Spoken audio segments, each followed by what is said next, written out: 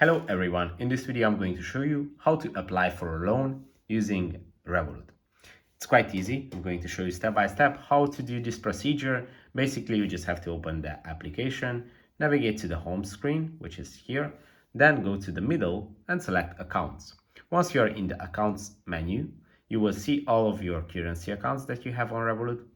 And here you have to tap on the last option on the bottom of the screen, add new. And here, the last option again is going to be the credit, where you can apply for a personal loan, which is right here. You have to read all the details here. Obviously, be very careful. This is a serious matter, applying for a loan. Don't jump over the details. But if you apply, they are going to review your application the same day, and you can actually receive the money if they approve your loan application. If this video was helpful for you, please consider sending a super thanks donation.